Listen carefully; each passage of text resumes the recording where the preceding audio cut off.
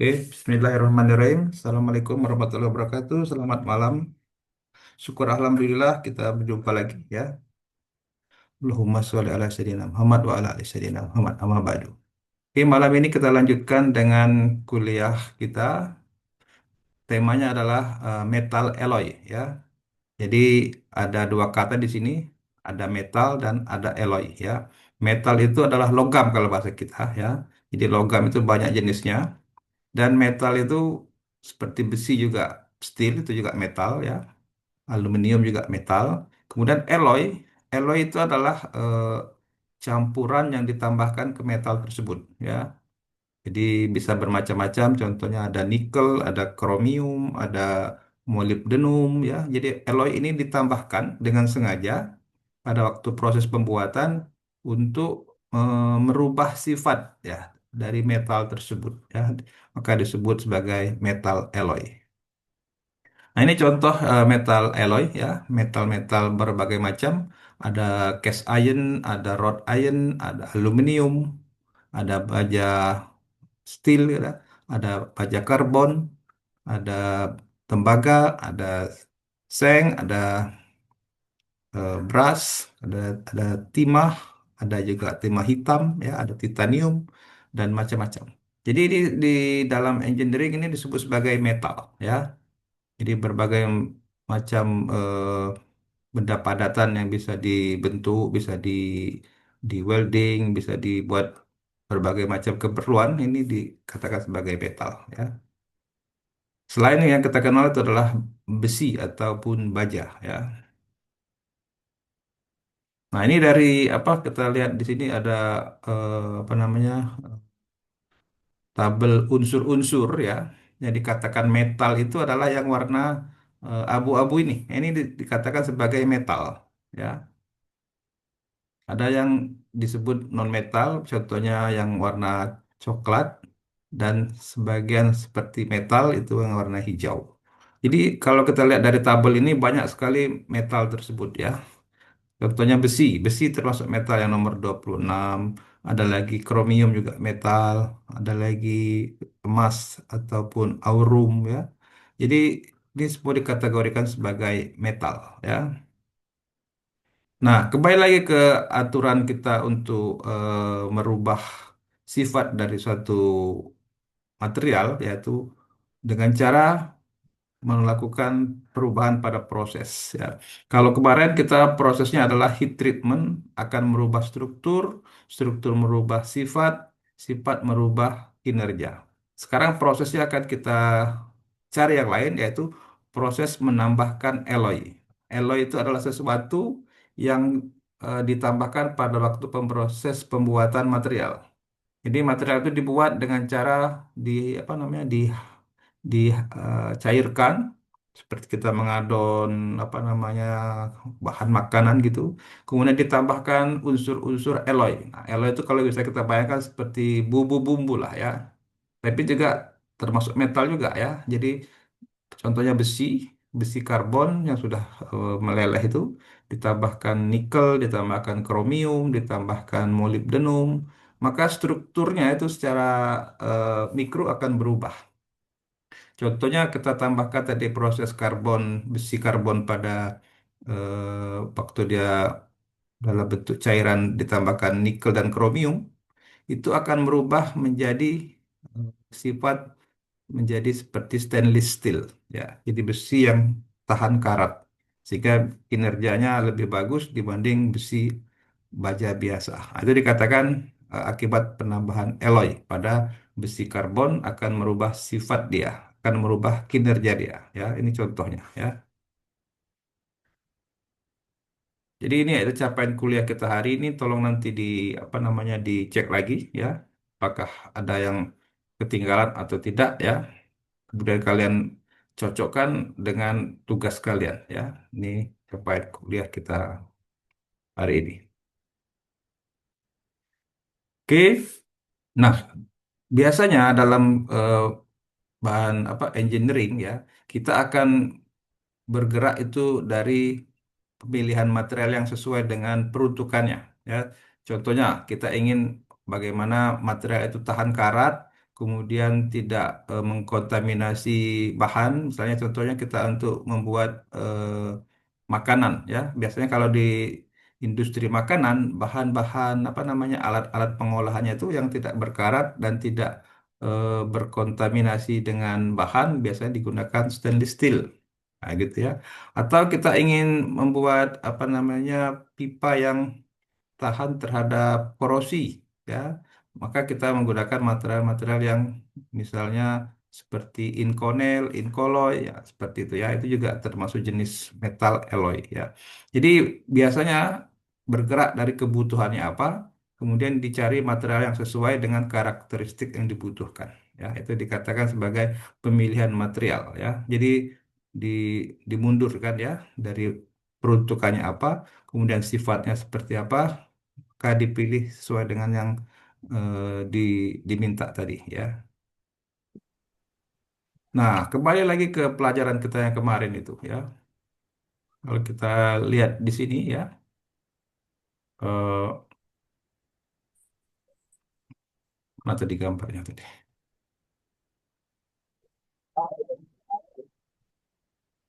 Saya salah tekan tadi jadi hilang mana? Nampak gak itu bahannya tadi?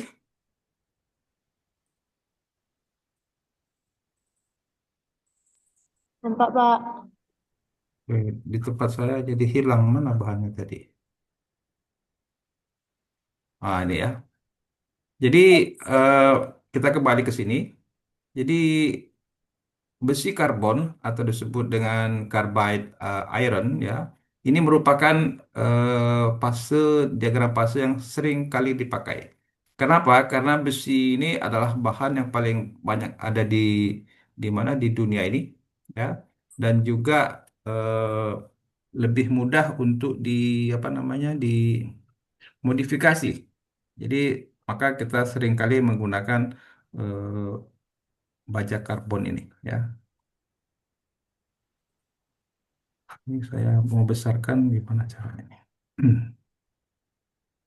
Sekejap ya.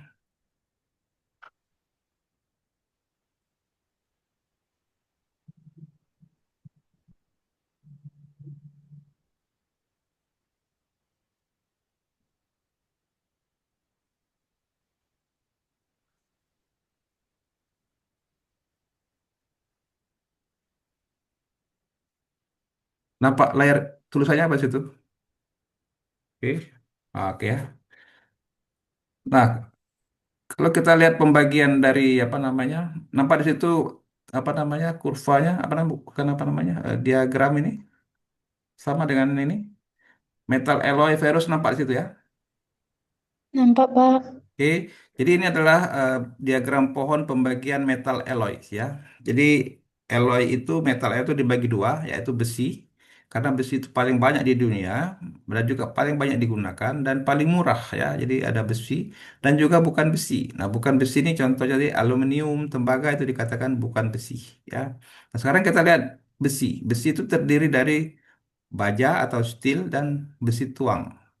Nah, untuk industri-industri ini dibagi misalnya untuk yang bisa dibentuk ya atau bisa diolah dengan mudah itu dikatakan sebagai golongan steel ya. Kalau yang hanya bisa dibuat satu kali seperti dituang dalam bentuk cetakan itu dikatakan sebagai besi tuang ya. Sekarang kita lihat detailnya ya. Nah, karena besi ini paling banyak digunakan ya secara luas, jadi di bumi ini paling banyak unsur besi ya, sehingga mudah dan murah untuk dibuat ya. Tetapi kalau besi itu saja tidak begitu cukup bagus untuk pemakaian secara engineering ya. Karena contohnya besi itu besi karbon itu rentan terhadap korosi ya. Jadi ada sesuatu yang perlu ditambahkan supaya besi tadi yang mudah, murah, banyak tadi ya, itu bisa berdaya guna lebih banyak, maka ditambahkan unsur-unsur alloy ya. Jadi dikatakan sebagai ferrous alloy. Alloy yang tadi adalah nikel, kromium, molybdenum, titanium, tembaga. Jadi dicampur-campurkan lah ya. bayangkan kita mencampur-campurkan adonan tepung dengan berbagai macam bumbu, sehingga rasanya itu akan berbeda-beda, ya. Nah, ini kita kembali lagi ke apa diagram tadi. Kita akan membahas mengenai steel, ya. Steel ini ada dibagi dua macam, yaitu low alloy dan high alloy. Sekarang kita akan membahas mengenai low alloy, low carbon, ya. Jadi low alloy itu sekitar 10% unsur tambahannya, ya. Kalau yang high alloy itu di atas 10%, jadi ada yang 15%, ada yang 30%, ya. Contohnya tadi high alloy katanya adalah stainless steel, ya. Sekarang kita lihat steel, low alloy, dan low carbon. Nah, ini ya. Jadi low carbon steel ini merupakan besi baja yang paling sering digunakan secara luas, ya. Kandungan karbonnya itu hanya 0,25%. Ya, strukturnya berupa ferrite, ya, struktur mikronya dan perlite, dan relatif dia lunak. Lunak itu bukan seperti ya, seperti dodol, ya. Yang dikatakan lunak itu ya ukuran besi lah, ya, ukuran besi lunak. Dan ini cukup lentur dan eh, tangguh atau tough, ya. Dan bisa juga dia di mesening, bisa di welding, bisa juga dibentuk macam-macam, ya. Dan juga murah, ya. Kemudian ini banyak dipakai untuk industri-industri secara luas, ya, untuk otomotif, untuk struktural bangunan, untuk pipa, untuk apa namanya jembatan dan segala macam, ya. Nah, low carbon steel ini biasanya dipadukan dengan namanya low alloy steel, ya, atau alloy yang kurang dari 10%. Ya.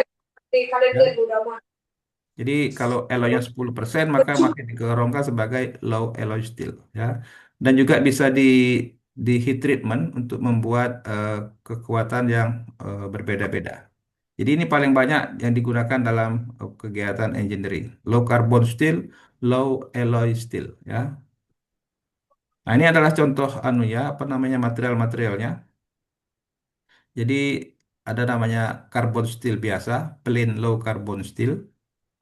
Nih, ya, sedikit mengandung apa manganis saja, ya. Tetapi ada juga yang low alloy steel. Nah, low alloy steel ini contohnya ditambahkan dengan vanadium, silikon, nikel, ya. Jadi ini ada beberapa yang ditambahkan. Ini jenisnya, ya. Jadi sebut misalnya A36 berarti besi biasa, ya.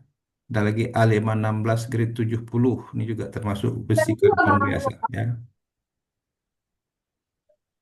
Nah, ini contoh yang apa namanya high strength low alloy steel, ya. Contohnya ini ada beberapa material 572, 633, 656, ya.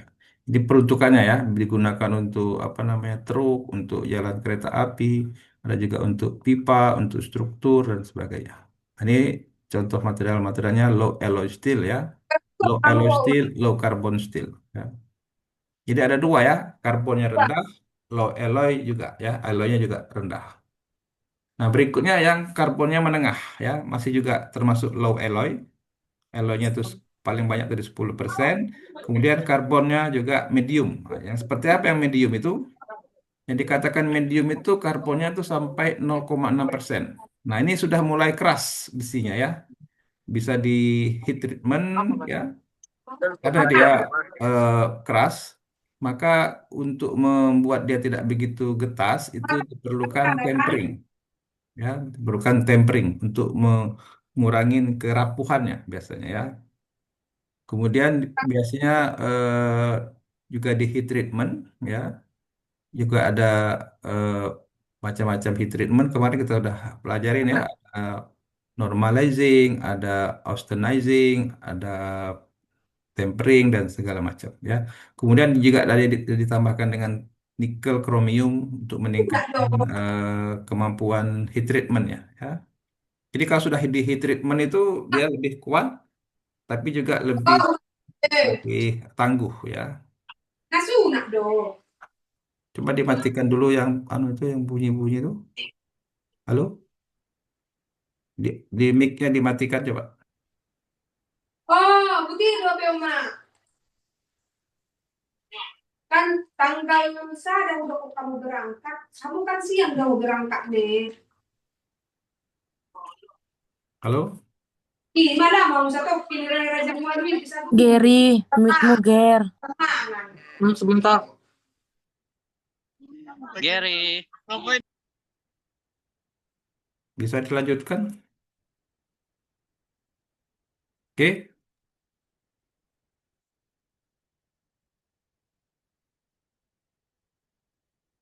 sampai mana tadi?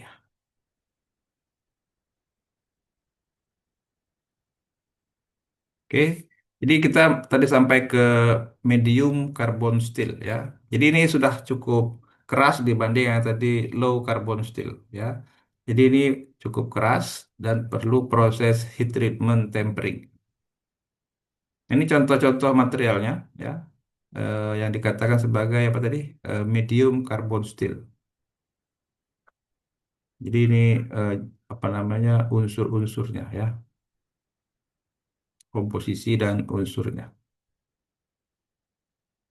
Oke, jadi ada kromium, ada nikel gitu ya, ada molybdenum. Jadi karbonnya tadi sampai 0, berapa? 6%. Nah, ini juga ya. Jadi ini contohnya untuk apa namanya crankshaft, untuk apa namanya tooling ya, untuk pisau ya, untuk gearbox.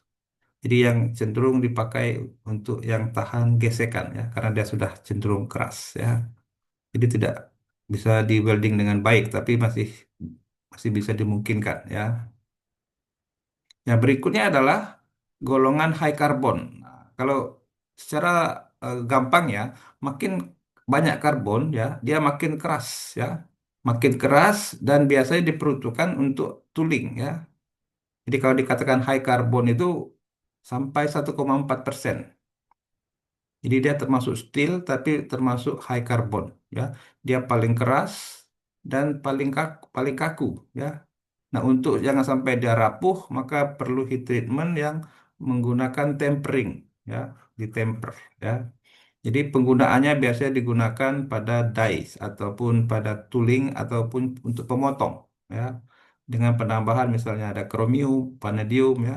Jadi material itu keras dan apa namanya getas. Jadi untuk mengurangi kegetasannya dia ditemper dan juga ditambahin alloy-alloy seperti ini ya. Karena keras tadi ya. Nah, ini contoh material-material yang untuk high carbon ya. Ini karbonnya sampai segini nih unsur karbonnya. Kemudian pemakaiannya saya katakan tadi untuk alat potong, alat tooling misalnya ya. Jadi yang biasa untuk martil ya juga bisa digunakan material jenis ini ya. Nah, berikutnya tadi eh, high low alloy, berikutnya adalah high alloy. Artinya unsur tambahannya atau bumbunya lebih banyak lagi, ya. Contohnya stainless steel. Stainless steel itu kromiumnya itu sampai ada yang 15%, ada yang 11% gitu ya. Artinya lebih dari 10%.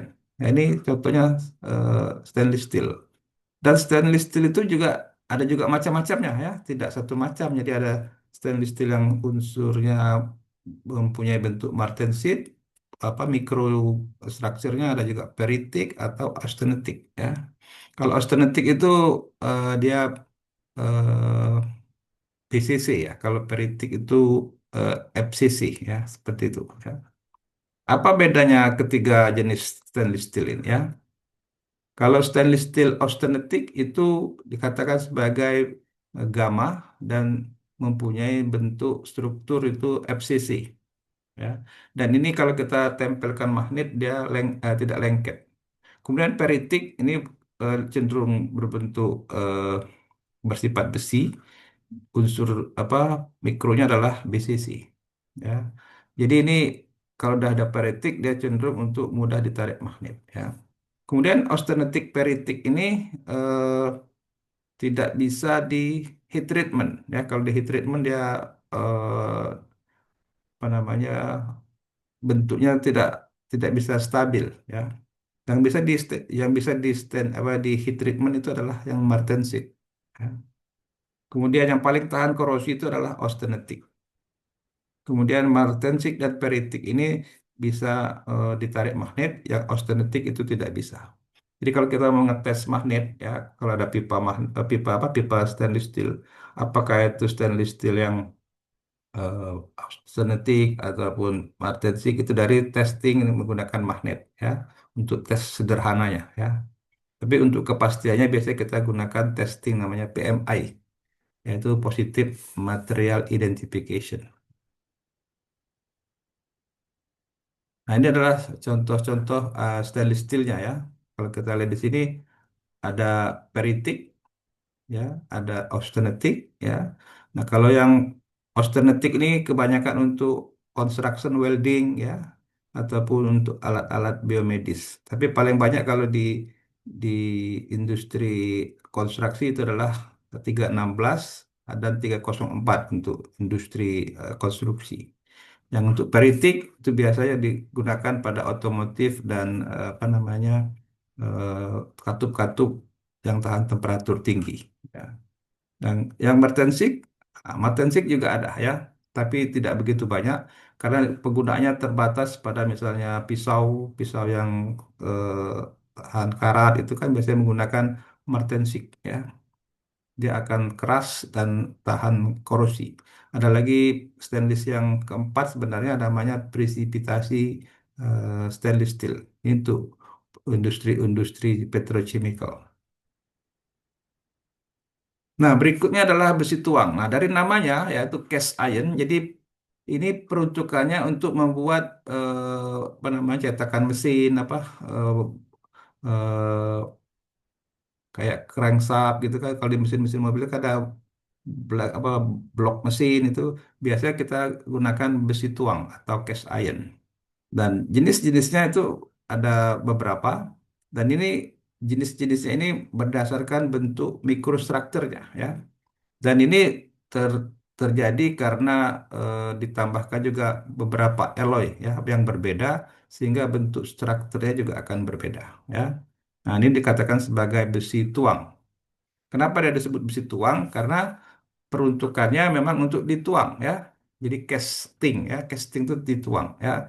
Ini kandungan besinya, kandungan karbonnya itu sampai 4,5% ya. Jadi dia seperti saya katakan tadi, ini karbonnya makin banyak sehingga dia makin keras sehingga tidak bisa lagi di apa namanya ditekuk-tekuk gitu ya, nggak bisa lagi di welding. Yang hanya mungkin dia dicetak ya. Jadi dicetak seperti ini, seperti tadi saya bilang blok mesin gitu ya, ataupun yang tidak memerlukan welding ataupun forging ya. Dia sifatnya rapuh ya kan, tetapi keras gitu ya. Nah, ini biasanya untuk mesin ya, untuk yang sudah fix bentuknya, seperti apa namanya eh, bahan-bahan pada mesin-mesin yang tidak bergerak ya, itu digunakan casting. Nah, casting ini juga banyak jenisnya ya. Ada yang berbentuk gray iron, ada yang nodular iron, malleable iron, dan peruntukannya kebanyakan di sini semuanya untuk diesel engine, untuk apa namanya katup-katup yang bertekanan tinggi, untuk gear gear apa gear mesin gitu ya. Jadi kebanyakan untuk aplikasi-aplikasi mesin ya. Nah, dikatakan berbagai macam bentuk, ada nodular, ada gray. Ini disebabkan bentuk yang berbeda-beda pada mikrostrukturnya ya. Contohnya ini disebut white iron gitu ya, ada yang disebut gray iron, ada disebut sebagai apa namanya eh, peritic gray cast iron. Jadi unsur-unsur yang membentuknya itu akan menghasilkan bentuk mikrostruktur yang berbeda. Nah, ini kalau kita lihat gambar yang besi karbon tadi, ini diambil pada bagian ini ya, pada rank 4 sampai berapa nih? 2,5 sampai 4% karbon ya. Dan biasanya ditambahkan silikon ya. Silikon ini diperlukan untuk membentuk apa namanya mikrostruktur yang berbeda-beda ya. Nah, ini adalah anu ya, eh, kurva untuk karbon besi tadi ya. Kita di sekitar 4,2% ini. Ini digolongkan sebagai apa? Besi tuang.